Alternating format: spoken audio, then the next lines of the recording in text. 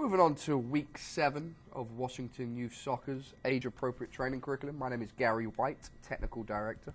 This is Darren Sawatsky, Director of Youth Development for Sounders FC and Washington Youth Soccer. And as you will see, we're now looking at passing again.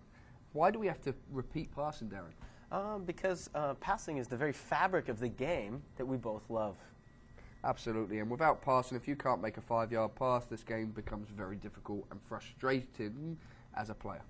So as you can see, as it sets up and as you see this part of the training session progress, there are many different ways of passing the ball. You're connecting from one player to another. There are many different techniques that you need to work on within the game because the game will show up these different things. Absolutely. So there's a 20 by 20 yard area. The players are split into pairs, Darren. One player will be on the outside, being the server, whilst the other player works in the middle on their technique, like you just said.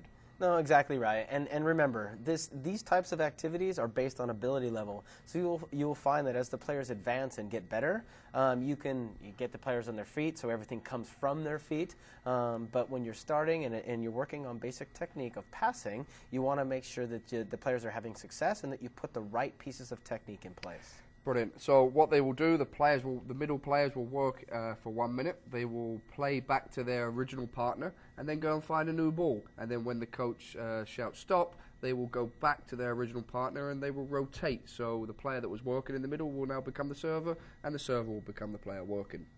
Key coaching points to hit within this activity. You want to talk about body mechanics, building on the warm-up. You want to hit through the middle of the ball. You want to make sure that the weight of the pass is appropriate based on where the servers are. Obviously, we talk about balance and coordination, and then also we add the quick acceleration. After you've received it, quick acceleration to the next person to simulate what you'll see in the game. Absolutely, and then the players will see how many times they can get a ball back to the server, and the coach will ask them at the end, how many did we get? I got 10, I got 12. So there is a little bit of a competitive edge to this session.